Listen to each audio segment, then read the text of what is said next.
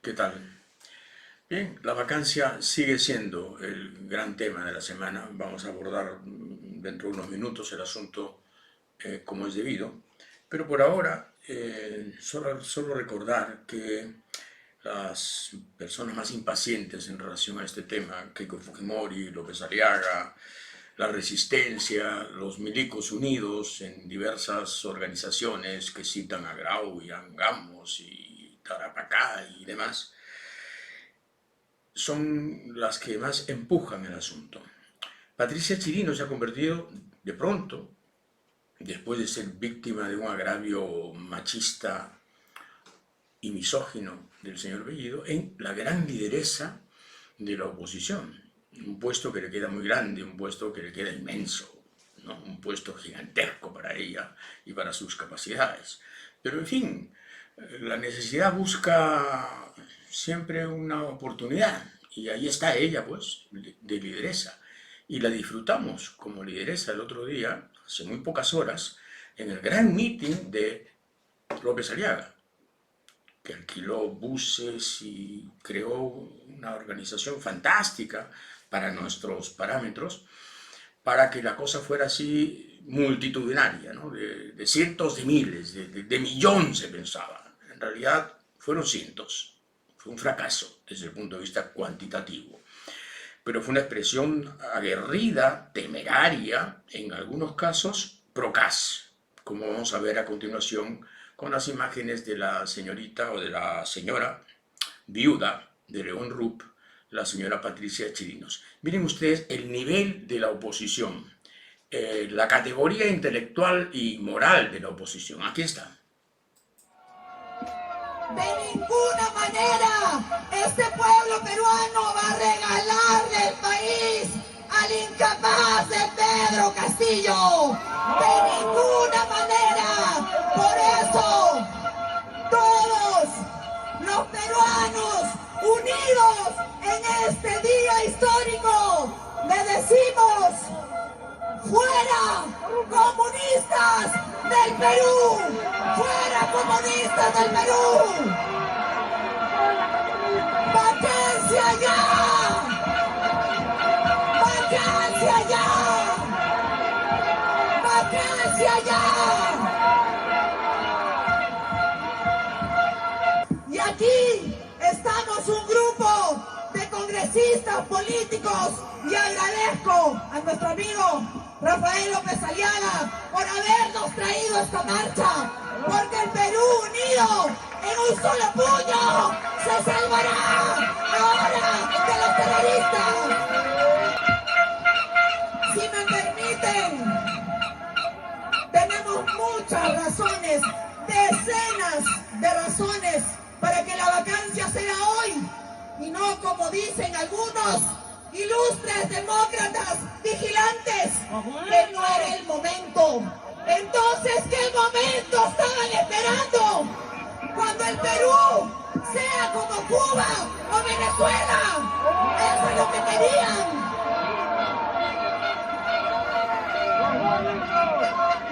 Si me permiten, tengo unas palabras que le quiero decir de frente, mirándolo a los ojos y sin miedo al presidente Castillo. ¡Presidente Castillo! ¡Vete al carajo!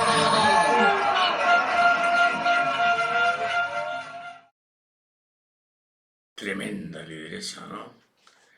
Toda la academia, toda la inteligencia, toda la finura, toda la riqueza de argumentos. Hombre, la política puede ser una belleza, así.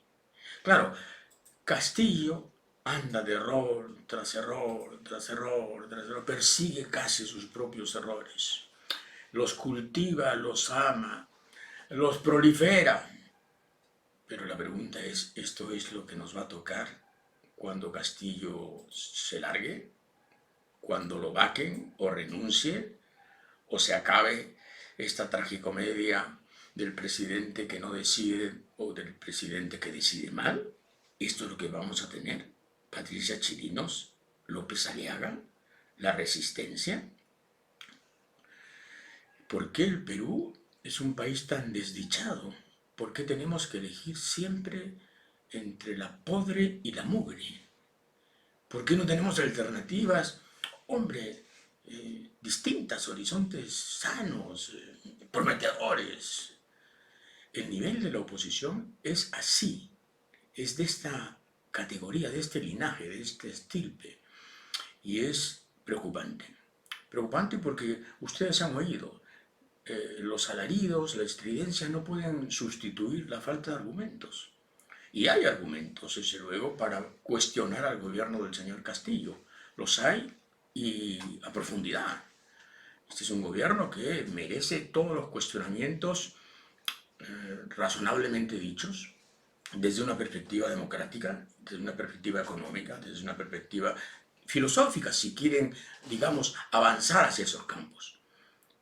Pero que Patricia Chirino se convierta en lideresa junto a unos desechos apristas que la miran arrogados, junto a unos escombros partidarios que están por ahí a ver si vuelven a los tiempos del ladrón García. Hombre, qué pena, ¿no? Qué terrible situación la del Perú. Entre Castillo y esta oposición, ¿qué elegimos? Elegimos al Señor de los Milagros, elegimos a Santa Rosa de Lima, elegimos algún protectorado, elegimos qué cosa, alquilar el país a los suizos. ¿Qué está pasando? ¿Qué nos está pasando? Y bueno, a todo esto se ha sumado lo del terremoto, ¿no? Que es, en fin, un dato importante, porque estuve leyendo algunos libros vinculados a la historia sismológica del Perú y resulta que el gran terremoto de 1746 en Lima, un terremoto que fue muy potente y que arrasó el Callao con un maremoto que, digamos, cubrió una milla náutica entera, 1800 metros de playa, acabó con el Callao y mató a miles de limeños, ¿no? Destruyó 60 manzanas de Lima, el terremoto de 1746. Bueno, ese terremoto de 1746 estuvo precedido por un terremoto en la Amazonía, y de ahí que algunos estudiosos, algunos sismólogos, digamos, hayan establecido algún vínculo cronológico entre terremotos en la Amazonía, en la selva peruana, que no son frecuentes, y un gran desahogo sismológico en la costa de Lima, en la costa, digamos, cercana a Lima. Somos un país sísmico, tenemos que estar preparados y tenemos que estar emocionalmente preparados para algún acontecimiento de esta naturaleza. Hay que estar preparados, serenamente preparados, tranquilamente preparados y comprender que somos un país azotado por este tipo de fenómenos. En esta historia que estaba leyendo, el primer terremoto que sintieron los españoles lo sintieron un año después de la captura de Atahualpa, en 1533. Acababan de llegar, ¿no? En el año 32, 1532, como ustedes saben, entraron a Cajamarca, capturaron al Inca, y justamente cuando estaban viniendo hacia Lima, Hernando Pizarro, encargado por su hermano Francisco, para ir a Pachacámac a saquear todo lo que hubiese de saqueable en Pachacámac, oros y platas y demás, en el camino ocurrió un terremoto. Había dos versiones, ¿no? La versión del alemán Ernst Middendorf, que en 1893, recogiendo crónicas peruanas, se equivocó y dijo que el terremoto había sido en Lurín. El primer sacudimiento violento que sintieron los españoles fue poco después de su llegada al Perú, precisamente en el valle de Lurín, no lejos de Lima. No, en realidad el error de Middendorf fue decir que era Lurín. José Antonio del Busto, en una historia general del Perú, descubrimiento y conquista, aclara las cosas. En realidad el terremoto, en camino a Pachacama ocurre en Chancay. A la Barranca llegaron en la siguiente jornada, 28 de enero de 1533, luego a Huaura, el 29 de enero, a La Chay, o Tambo de las Perdices, el 30 de enero, y a Chancay, que también se llamaba Suculachumbi, el 31 de enero, donde a todos, por la noche, sacudió un fuerte temblor de tierra que espantó a los aborígenes por creerlo advertencia del divino Pachacama. Por fin, por la tarde del sábado 1 de febrero de 1533, Hernando Pizarro y sus hombres avistaron el gran santuario Yunga de Pachacama. Pero ya saben, tenemos registrados terremotos desde 1500 en Lima, desde 1533, el más antiguo. Por lo tanto, acostumbrémonos. Vamos a sufrir un terremoto importante, nadie sabe cuándo, desde luego, nadie puede predecir eso, esa ciencia no existe, pero hay que estar preparados. Hay 2.202 personas afectadas, 636 damnificados en Amazonas y el terremoto ha cubierto siete regiones y ahora ya podemos hablar de un niño fallecido. Pero en fin, el saldo es felizmente menor en relación a lo que hubiera podido ser un terremoto de 7.5 en una zona poblada, en una zona densamente poblada como las de la costa. Pedro Franque ha escrito un artículo en el diario La República que dice: el momento es hoy. ¿Para qué? ¿Para qué el momento? ¿Hoy para qué? Dice, para cobrarle a la minería buenos impuestos. Desde abril del 2020, dice Pedro Franque, hasta septiembre de este año, la minería ha tenido ingresos extraordinarios por un valor de 13.500 millones de dólares, solo por el efecto precio, o sea, los nuevos precios, el oro, el cobre que subieron. Ya en el año 2006 o en el periodo 2006-2012 no pudimos aprovechar el boom minero en su totalidad, pero tenemos también los siguientes años. O sea, él dice, es el momento de hacer una reforma tributaria que, sin asustar a los inversionistas, pueda convencer a las grandes mineras de entregar un poco más de impuestos gracias a las sobreganancias. Me parece bien, me parece macanudo lo que dice Pedro Franque. La pregunta es, ¿y entonces qué hacemos con la primera ministra que un día decide que 4 mineras tienen que cerrar y después dice, no, no dije eso, pero ya creó el clima de, digamos, terror, el clima de inestabilidad, de incertidumbre, este clima que se está comiendo la economía o la está royendo de poco a poco, picándola y minándola? Hombre, ¿qué hacemos, Pedro? ¿Qué hacemos, Pedro? No Pedro Castillo, sino Pedro Franque, el responsable, el serio. ¿Qué hacemos, Pedro, con esto? ¿Cómo hacemos para que tu palabra prevalezca? Más impuestos a la minería, pero entonces hay que fomentar la minería para que pague impuestos. No digo que la fomentemos al estilo Alan García, ¿no? No, con una serie de requisitos y condiciones ambientales y cumplimiento férreo de condiciones ambientales, por supuesto que sí, pero una vez cumplidas, adelante, porque quien se está riendo de nosotros así y frotándose las manos es nuestro vecino, digamos, nuestro amigo ambiguo de siempre, que es Chile, ¿no? A Chile le favorece mucho que el cobre peruano se produzca menos. Bueno, ellos tienen serios problemas en este momento.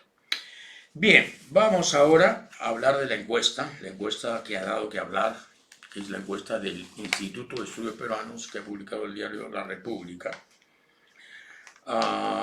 y que, en fin, es dramática para el gobierno, porque demuestra que la desaprobación del señor Pedro Castillo ha subido 17 puntos en un mes. O sea, de octubre a noviembre, la desaprobación del señor Castillo ha subido 17 puntos. Tenía 48 de desaprobación, ahora tiene 65 de desaprobación.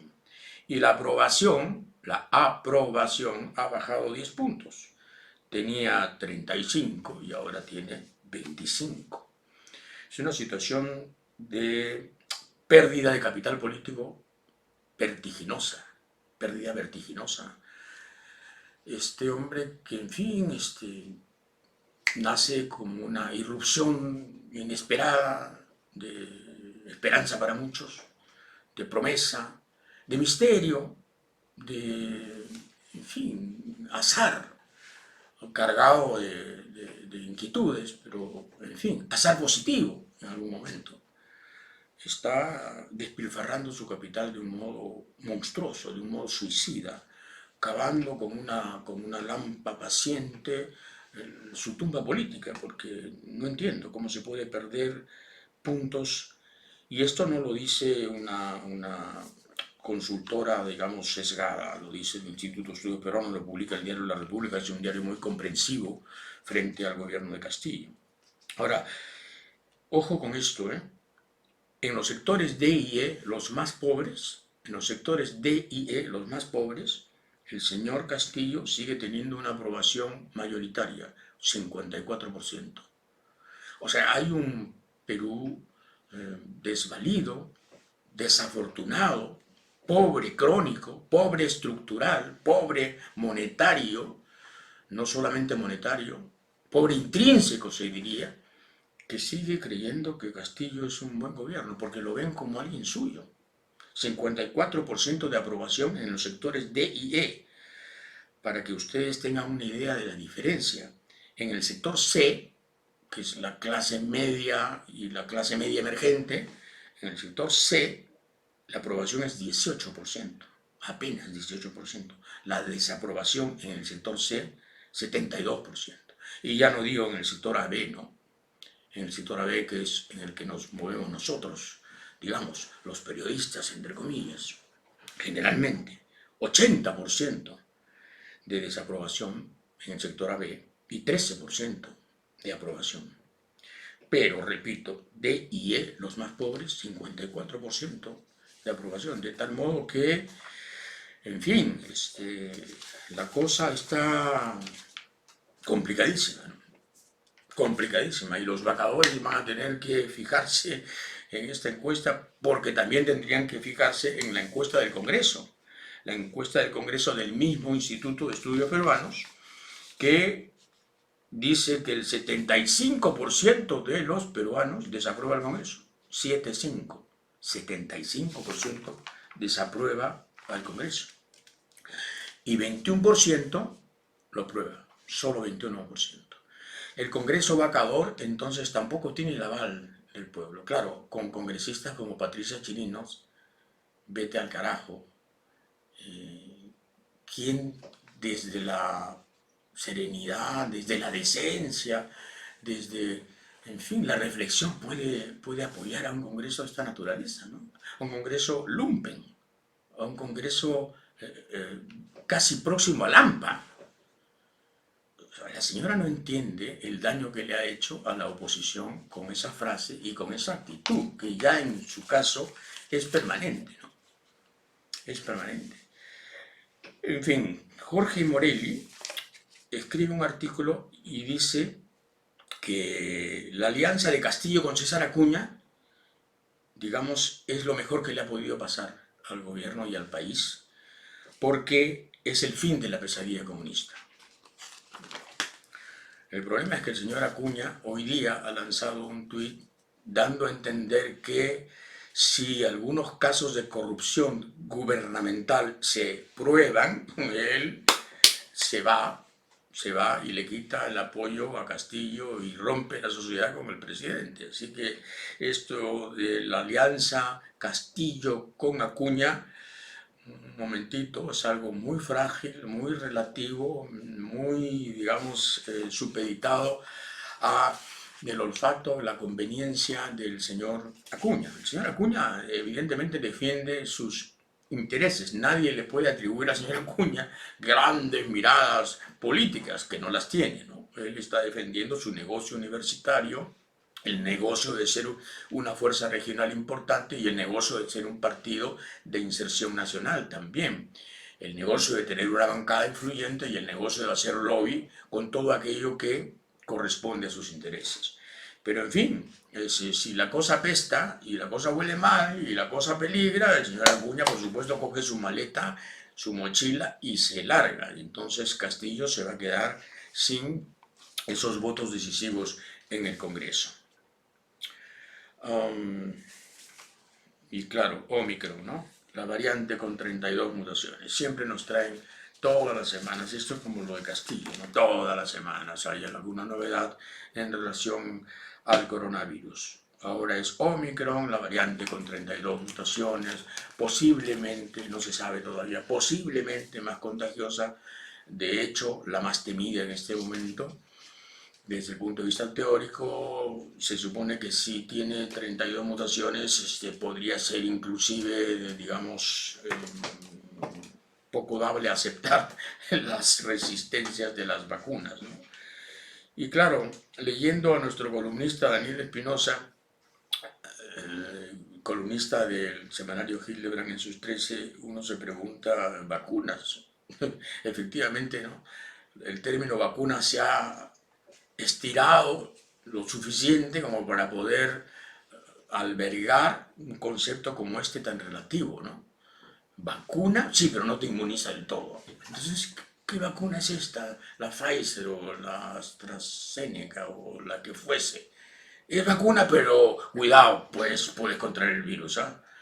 Entonces no es vacuna, digamos, no es una vacuna, porque yo recuerdo que de niño me vacunaban contra el polio, o la polio, como ustedes quieran, es binario, y el polio o la polio no te daba, no es que te daba atenuada, chiquita, digamos, no es que te daba una ligera cojera, no te daba, eso era la vacuna. Y lo mismo con algunas otras enfermedades, ¿no? No te daban, porque la vacuna justamente te inmunizaba de tal modo, te erizaba de tal modo los mecanismos de defensa, vueltos baterías de cañones, que el virus no entraba, y si entraba moría. No, aquí no, entra, pero no se sabe, pero te puedes enfermar. Claro, te enfermas suave, suavecito, pero hay también en la UCI, vacunados en la UCI. Y también hay algunos muertos, vacunados, que fueron a la UCI y se murieron. Caray, caray. Vaya, vaya, vaya, vaya, vaya, vaya. Cada día desconfío más de los mensajes de la Organización Mundial de la Salud. Cada día desconfío más de las campañas estas que nos crean y cada día desconfío más, por supuesto, de la industria farmacéutica mundial de trillones, ¿no? Una industria de trillones. Algún día se sabrá cuánto han ganado los laboratorios con estas casi vacunas, semivacunas, no vacunas, pero que se venden como vacunas. La congresista Digna Calle Lobatón de Podemos Perú ha presentado un proyecto para formalizar las invasiones en zonas arqueológicas. ¡Wow! ¿Qué tipo de burra? ¿Qué tipo de burra tiene que ser una congresista para presentar un proyecto que legaliza, formaliza, consagra, apadrina una invasión en una zona arqueológica? Desde luego tienes que despreciar tu país. Tienes que no haber leído nada. Tienes que ser una, digamos, culturalmente invicta, ¿no? Una virgen de la cultura. Y eso es Digna Calle Lobatón. ¿De dónde? De Podemos Perú. ¿Qué partido es Podemos Perú? El partido de la universidad que tenía una fachada de cartón. Sí, pues. Del compadre Luna, ¿no? Es la fachada de cartón. Y claro, Digna representante de Podemos Perú, Digna Calle Lobatón, quiere formalizar las invasiones en las zonas arqueológicas. Ya, por supuesto, se ha opuesto la COFOPRI, el Colegio de Arquitectos, en fin, se opondrá todo el mundo. Pero si el Congreso quiere, y ojalá que no quiera, pero si el Congreso quiere, por supuesto lo aprueba y está listo. Entonces el morro solar, todo, listo, digno de invasión. El sistema financiero, el sistema bancario, ha ganado el último año 4.672 millones. 4.672 millones. El doble que hace un año, el año de la pandemia. Me parece muy bien. Yo no soy de los que dicen, ¡ay, qué horror! Me pica el ojo, me duele el hígado, porque han ganado. No, no, los bancos tienen que ganar. Simplemente lo que hay que hacer es, digamos, controlar sus intereses, ¿no? Controlar los intereses que cobran para que sean más justos y menos agiotistas. Pero que los bancos ganen, hombre, esa robustez nos hace mucho bien, le hace mucho bien a la economía. Y hay 22.580 millones del sistema financiero ante eventuales crisis. Lo dice el diario Gestión, que es un diario informado y es un diario conservador. Eso es importante, importante. O sea, los que hablan de una crisis apocalíptica de la economía, con el comunista Castillo, en realidad se equivocan. El sistema está resistiendo la incertidumbre, resistiendo las indecisiones, resistiendo este aire amateur que tiene el gobierno, ¿no? Este aire improvisado y realmente a veces lamentable que tiene el gobierno. Bien, yo respeto mucho el feminismo, respeto a las mujeres, en fin, los que me conocen lo saben, lo he practicado siempre sin necesidad de proclamarlo ni hacerme el predicador. Pero, claro, cuando tienes una editora de género te pasan cosas como esta, ¿no? Sale una nota en el diario Amigo, un diario amigo, amistoso diario, cercano, moral y sentimentalmente, que es La República. ¿Por qué las futbolistas nacionales cobran menos? Hombre, ¿cómo no va a cobrar menos que sus pares masculinos? Hombre, qué pregunta, ¿no? Claro, el fútbol femenino tiene apenas unos pocos años, está haciendo un gran esfuerzo, tiene muchos éxitos, va a lograrlo dentro de algunos años, por supuesto, va a equiparar al de los hombres, no tengo duda, pero todavía no. Entonces, ¿por qué las futbolistas? Hombre, no seas candelejo, no hagas esas preguntas, por favor, no seas candelejo, no hagas preguntas de esa índole. Hombre, porque el negocio es el negocio y no hay negocio pues todavía en el fútbol femenino. Pero a eso nos lleva este tipo de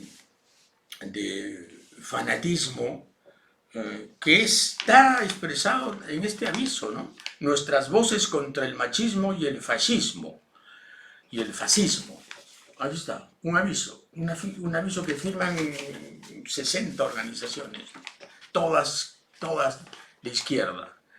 Y leo: en este contexto, hoy, 25 de noviembre, nos pronunciamos mujeres y disidencias, niñas, estudiantes, trabajadoras, así dice, ciudadanas, defensoras de cuerpos, desaparecidas sobrevivientes, así escriben, ese es el lenguaje inclusivo, trabajadoras, ciudadanas, defensoras y desaparecidas. ¡Wow! Cojudáis. Me quito el sombrero chotano que no tengo, me quito el sombrero. Esto es feminismo. No, esto es un chiste, estos son saboteadores. Estos están ahí como topos, se están burlando. Por favor, un poco más de cuidado. El Comercio entrevista al diplomático Guillermo Carmona, que es un diplomático argentino encargado de Malvinas, Antártida, Atlántico Sur, que dice: Malvinas es uno de los últimos vestigios del colonialismo. Sí, pues sí, tiene razón. Total, es cierto, las Malvinas están más cerca de Argentina que de Inglaterra y sin embargo son inglesas. Pero tuvieron una gran oportunidad los argentinos, ¿eh? Porque en 1982 declararon la guerra, invadieron lo que llaman Islas Malvinas o las Islas Falkland, según los ingleses. Las invadieron, las tomaron, en fin, ya está. Creyeron que Margaret Thatcher, como era mujer, no se iba a atrever, no, guerra, no. Bueno, la Thatcher era una señora de armas tomar y las tomó. Y yo recuerdo, yo estuve cubriendo para Panamericana Televisión la guerra de las Malvinas. Estuve en Buenos Aires, en el centro justamente del Comando de Estado Mayor del Ejército Argentino, en plena guerra. Y entrevisté a Leopoldo Fortunato Saltieri, Leopoldo Fortunato Galtieri, el presidente de la Junta Argentina. Leopoldo Fortunato Galtieri, a quien entrevisté desde Lima antes de viajar, me dijo: señor Hildebrand, yo le juro que no saldremos. Hombre, salieron pitando. Pero yo recuerdo una anécdota de lo más sabrosa en el centro de comando del Estado Mayor argentino.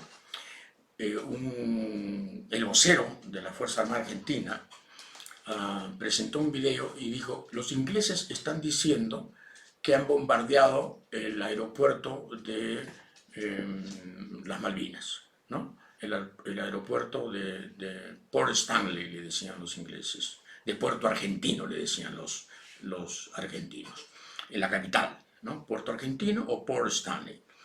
Muy bien, yo voy a demostrar con un video, y puse un video en una casetera, que el aeropuerto está en perfectas condiciones. Y entonces se veía desde la cabina de un Hércules un avión aterrizando en el aeropuerto, ahí, precisamente, rasamente, sin bache alguno, sin rompemuelle alguno, aterrizando, plena y deliciosamente. Aquí está la prueba. Entonces un periodista inglés, lo recuerdo como si fuera ayer, del Financial Times, preguntó: ¿cómo podemos saber si esta visión es de hoy? Y entonces, claro, el tipo no supo qué contestar. Bueno, tienen que confiar en mí. Desde luego supimos después que no era de hoy, era pasada. El aeropuerto efectivamente había sido bombardeado y Argentina fue derrotada ignominiosamente, ¿no? Gente, soldados, pobres soldados, chiquillos, jovencitos, sin armas, sin municiones, sin comida, desatendidos, desabastecidos por estos militares que quisieron distraer a la opinión pública después de todas las masacres producidas, tomando las Malvinas, ¿no? Y claro, de Leopoldo Fortunato Galtieri se decía que era tan bebedor que al final decidió tomarse las Malvinas.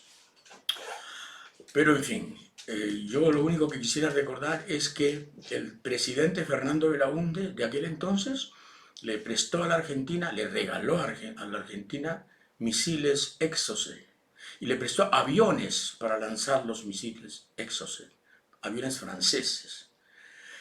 Y misiles Exocet fueron probablemente los que, digamos, condujeron a la hundición del Sheffield, la fragata británica. Ese favor del Perú hacia la Argentina fue pagado por el señor Menem años después, cuando le regaló armas a Ecuador en pleno conflicto del Cenepa. En pleno conflicto del Cenepa, el señor Menem hizo que un avión de la Fuerza Aérea Argentina le llevara armas al Ecuador. Armas argentinas, además, al Ecuador. Así nos pagaron. Bien,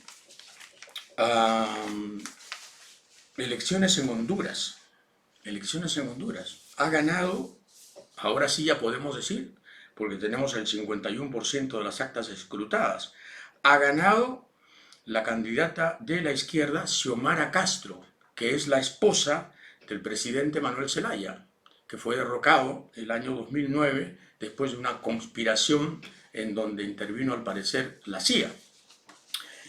Este hombre de izquierda fue destituido acusado de traición a la patria. Ahora su esposa es elegida presidenta de Honduras. El problema es que hace pocas horas el Consejo del Cómputo en Honduras, la OMPE, digamos, de Honduras, ha suspendido el conteo. Mucho cuidado que estén armando una mexicanada al estilo PRI de los antiguos tiempos. Y en Chile, Gabriel Boric aventaja en todas las encuestas a José Antonio Kast entre 5 y 15 puntos para la segunda vuelta. El candidato de izquierda, Gabriel Boric, aventaja al candidato a la derecha entre 5 en algunas encuestas y 15 en algunas otras. Así que, en fin, buenas noticias para la izquierda latinoamericana sensata, ¿no? No la izquierda totalitaria, cubanófila, venezolana, que es francamente terrible. José Antonio Kast y el Perú es un artículo que ha escrito nuestro amigo Farid Cajat, donde le reprocha a Kast haber dicho que Perú, Bolivia y Ecuador no tienen un control migratorio férreo en relación a la migración venezolana, y por eso es que Chile se ve invadido de venezolanos. El señor Kast no sabe lo que es una invasión de venezolanos, nosotros sí. El señor Kast se queja de, digamos, cientos de miles, creo que son 300.000 los que están en este momento en Chile. Nosotros tenemos 1.200.000 y no nos andamos quejando. En todo caso, él ha llegado a proponer una zanja en la frontera. Pero tiene razón en el sentido de que la frontera norte de Perú está absolutamente desatendida. Y por ahí entran como si fuera por su casa venezolanos necesitados, urgidos, desesperados, esta diáspora del hambre que ha nacido con el fracaso del socialismo del siglo XXI, del señor Maduro y de su predecesor, que fue el que creó los cimientos del desastre, el señor Chávez. En fin, es cierto, no tenemos frontera, no tenemos control y llegan desesperados, pero también llega AMPA de la peor especie de Venezuela, y tendríamos que hacer algo, ¿no? un cierto control de país digno de respetos, ¿no? Digno de formalidades. Hay que ser muy sudaca, pero muy sudaca, para decir sí, que vengan todos y aquí no pasa nada. No, sí pasa, y las páginas policiales de todos los días, de los diarios de Lima, dicen que sí está pasando algo. Mario Vargas Llosa ingresó a la Academia Francesa de la Lengua. Yo cuando leí esto dije, caray, qué bien, ¿no? Y que alguien lo propuso, es una distinción más. Pero claro, después me hice la pregunta, pero este hombre que es premio Nobel, príncipe de Asturias, 58 premios de otra índole, 43 honoris causa, todas las universidades del mundo, de América, ¿necesita más a la edad que tiene? ¿Necesita más y más honores? O sea, tan desdichado fue Mario de niño, tan poco querido, que no ha podido reparar esta herida ancestral y sigue necesitado de honores. Claro, porque después me enteré que fue él el que se propuso, y lo dice un cable de la agencia EFE. Vargas Llosa presentó su candidatura el pasado 7 de octubre, o sea, el mismo. La votación histórica de la Real Academia, de la Academia Francesa, de la Lengua, así se llama, la votación histórica siempre ha sido por unanimidad, los miembros ingresan por unanimidad. Pero esta vez hubo votaciones, una votación diversa, ¿no? Recibió Vargas Llosa 18 votos de los 22 miembros electores de la Academia, 1 en blanco y 2 abstenciones. Rara vez ocurre esto. Pero lo más interesante es que él mismo se propuso. O sea, qué avidez tan insaciable, ¿no? Qué apetito tan poco colmable el de Mario en relación a honores. No necesita para nada esto, es absurdo, pero en fin, así es.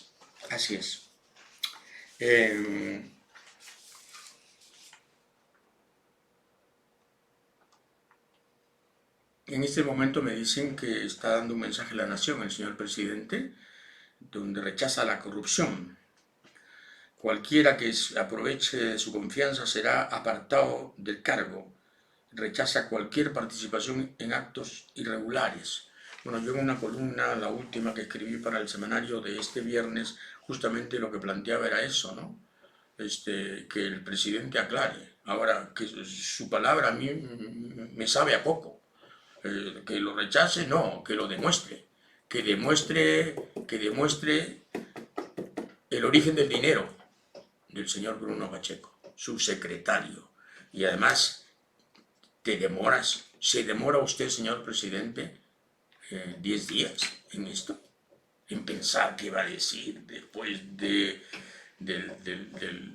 billete y el water, del billete y el baño, de los $20.000 cerca de un inodoro. Bueno, madre mía.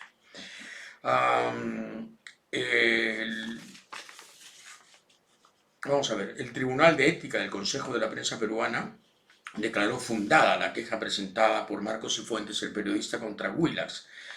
Willax acusó en el programa de Beto Ortiz, o sea, Beto Ortiz acusó a Cifuentes de mermelero, así de sencillo, mermelero, y dijo que se había vendido a diversos gobiernos.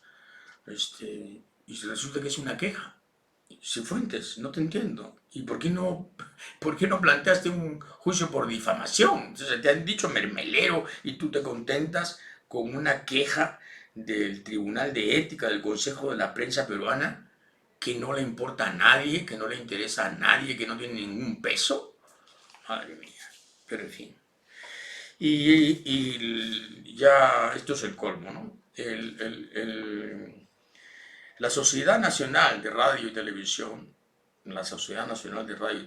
se pronuncia contra expresiones de Castillo, que son expresiones efectivamente desafortunadas, violentas, innecesarias, pero la Sociedad Nacional de Radio y Televisión, hombre, es un asco. Esa es la sociedad que estuvo integrada en algún momento por Julito Vera, Abad, vendido a Fujimori, Genaro Olga Parker, que estaba en el CIN arreglando su juicio con los hermanos y sacó, en fin, los 60 millones de dólares que le tocaba por vender su empresa de celulares en el CIN, porque fue Montesinos el que decidió eso.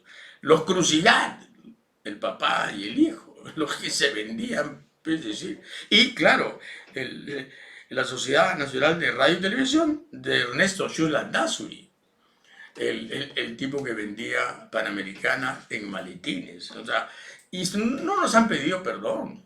Estos siguen ahí, haciéndose los locos. Schutz sigue ahí, Panamericana, y nunca dijeron, por favor, tratemos de olvidar, por favor. No, nunca. No hablaron del asunto, digamos, impusieron un piadoso silencio sobre todo esto, ¿no? La Resistencia, que es una banda de delincuentes, se burla de la Fiscalía, es cierto. No asistieron a la citación de la Fiscalía. Juan Muñico, Flor Contreras, León, Mari Cabrera, Valdivia, Gregori Gallegos, Ibarburú, todos dirigentes de la Resistencia, fueron citados por la fiscal Mary Rojas Chuqui. No fueron. Esto por una denuncia del Instituto de Defensa Legal. No fueron. La fiscal Mary Rojas Chuqui corre el riesgo de convertirse en fiscalita. La fiscalita, le van a decir, si es que le siguen desacatando las citaciones y ella sin decir nada, ¿no? Yo agradezco a Semana Económica haber tenido la hidalguía de publicar una noticia tan incómoda como la encuesta del poder, que me sitúa inmerecidamente, digamos, de un modo sorprendente, como el periodista de prensa escrita más influyente del medio. Yo lo agradezco. Agradezco ese fair play, esa limpieza. Y claro, eso explica por qué ningún miembro del Grupo del Comercio ha sacado una sola línea al respecto, ¿no? Imagínense el comercio, el chicharrón de cebo que se ha tenido que tragar el comercio con toda su potencia, su poderío, en fin, su nomenclatura, viendo que este modesto periodista resulta primero en la encuesta que se hace entre líderes de opinión y empresarios, y que la hace Ipsos, además, por encargo de Semana Económica. En fin, gracias en todo caso. Y bien, vamos al caso de Karilyn López. Karilyn López aparece aquí. Esta es Karilyn López. Fuimos los primeros en sacar a Karilyn López como visitante de Palacio de Gobierno. Esta señorita visitó Palacio 6 veces, según una crónica que publicamos y que escribió Eloy Marchand.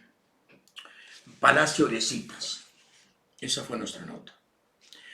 Y ahora resulta que Karilyn López, amiguísima del presidente, subrayo el esdrújulo, amiguísima del presidente, es también lobista del consorcio Puente Tarata 3, consorcio que ganó hace poquito, 232 millones de una asignación para hacer un puente sobre el Guayaga en la región San Martín. Y resulta que esta señorita, tan simpática ella, amiguísima del presidente, también va a Breña, ¿no? A la casa de Breña, al pasaje Zarratea, donde el señor presidente tiene reuniones no registradas, reuniones informales, reuniones, digamos, premeditadamente sacadas de Palacio para que no consten como registro. Me parece muy bien que Cuarto Poder y sus huestes golpistas y ultraderechistas estén detrás del presidente con sus cámaras y sus espionajes. Me parece macanudo, ¿no? Ojalá el comercio y su grupo hubiese hecho lo mismo cuando el señor García recibía a Graña y Montero, ¿no? Tremendo ladrón. Bueno, ambos, tremendos ladrones. Sabíamos quiénes visitaban al doctor García en su casa de playa o en la casa de Miraflores que compró por $840.000 dinero robado. No, ni sabíamos, ¿no? Nadie se preocupaba por el asunto. Menos el comercio, por supuesto. Menos el comercio. Y claro, nos parece bien esta vigilancia, y nos parece muy mal que el presidente tenga una especie de citatorio paralelo, ¿no? Una especie de agenda negra, que no es agenda porque no se formaliza y que esté abriendo el paso a una vacancia por incapacidad moral. Porque eso es lo que está haciendo usted, señor Castillo. Por más que salga con su carita indignada ahora y diga castigaré y rechazo cualquier participación en actos irregulares y, en fin, me ofende la sola alusión. No. Usted tiene un secretario que tenía $20.000 en un baño, en Palacio. Y ahora resulta que usted recibe una lobista también en Breña, una lobista que logra que, no sé si ella sola o otros, o no sé qué otros lobistas tendrán, o no sé qué otros méritos, de qué otros méritos podemos hablar, pero al final se logra que Tarata 3 obtenga 232 millones de soles para hacer un puente sobre el río Guayaga. Así que, señor Castillo, está usted cavando su tumba, si esto sigue así. Tiene usted que, vamos a ver, abrir un libro nuevo, abrir una cuenta nueva, porque su popularidad se ha caído en pedazos. El 58% desconfía de usted. y porque no hay cómo en este momento defender algunas cosas que deberíamos defender desde el punto de vista constitucional. Pero ¿cómo defender que usted tenga visitas subrepticias de gente que tiene intereses de inversiones en el Estado? Eso es inaceptable. Pero claro, Castillo desbarra, Castillo se equivoca, Castillo se aproxima a la ilegalidad, sí, claro. Pero no importa.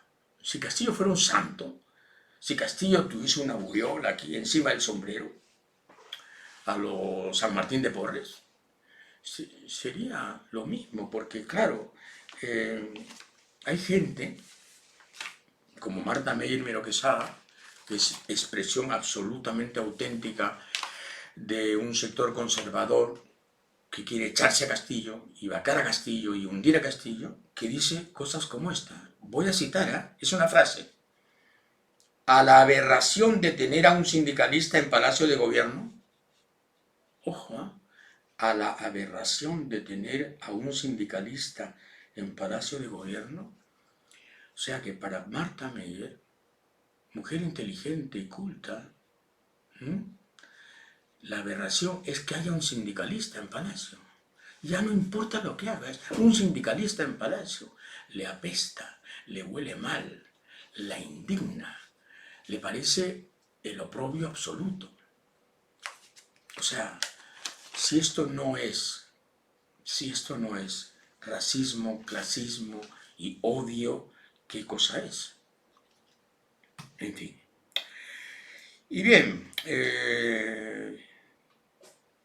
deportes. Yo soy aliancista, viejo aliancista, viejísimo aliancista, pero debo decir que ganar el campeonato como lo ganó Alianza ayer, francamente no es muy reconfortante, ¿no? 0-0, 0-0, aculatado, replegado, pericoteando, defendiendo como si fuera la línea Maginot, parecía Stalingrado. Francamente, eso no es fútbol, ¿no? Eso es resistencia. Eso es la resistencia en versión sana, ¿no? En fin, no es para sentirse muy orgulloso, ¿no? Y los mafiosos de France Football, la revista esta que da los balones de oro, le han dado a Messi su 7º balón de oro en el peor año de Messi. Todos hemos visto que era el peor año de Messi, cuando Lewandowski había hecho 500 veces más méritos y cuando Cristiano Ronaldo, ahora en el Manchester United, había hecho 2000 méritos más. Pero es la mafia del fútbol, es la plata del fútbol, es el negocio del fútbol, es la presión de Pepsi Cola, el auspiciador central de Messi. Y al salir, antes de venir aquí, leo en un diario europeo esto y me quedo aterrorizado, ¿no? Dice, el presidente bielorruso, Alexander Lukashenko, ha echado ahora más gasolina al fuego en la tensión que vive Ucrania con Rusia. Si vuelven los países occidentales a desatar una guerra en Donbass o en otro lugar de la frontera con Rusia, Bielorrusia no se quedará al margen y está claro de qué lado estará. O sea, el presidente de Bielorrusia anuncia que si Rusia entra en guerra con Ucrania, Bielorrusia estará al lado de Rusia. ¡Wow! ¿Es posible una guerra con Ucrania? ¿Es posible una guerra entre Rusia y Ucrania? Sí, sí. La advertencia de Lukashenko ha coincidido con el anuncio de nuevas maniobras conjuntas de las Fuerzas Armadas de Bielorrusia y Rusia en el borde con Ucrania a partir del 1 de diciembre. Los países vecinos se están militarizando y esto nos preocupa, por lo que nos vemos obligados a planificar medidas de respuesta, afirmó el ministro de Defensa de Bielorrusia, Víctor Yerenin. ¡Wow! El mundo no tiene remedio, ¿no? A veces uno se pregunta. El mundo no tiene remedio, vivimos durante años, mi generación vivió durante años el terror de una guerra nuclear. Era yo, digamos, un adolescente cuando ocurrió la crisis de octubre de 1963, perdón, 62. Y claro, estuvimos ahí al filo del abismo.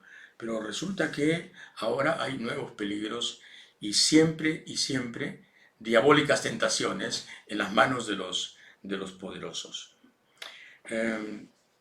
Para terminar, el otro día yo conté que alguien me preguntó qué libro me recomienda y yo le dije Conversación en la Catedral. No me arrepiento de la recomendación. Es un gran libro y es casi la historia social y moral del Perú en una novela maravillosa de Mario Vargas Llosa. Pero digamos, he leído algunas encuestas que dicen, ¿qué libro cambió su vida? Que me parece una pregunta solemne y grandiosa, entre comillas, y espectacularmente llamativa. Me parece un poco guachafa, para decirlo claramente, ¿no?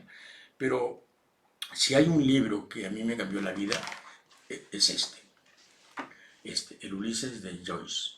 El Ulises de Joyce, una gran novela del irlandés James Joyce.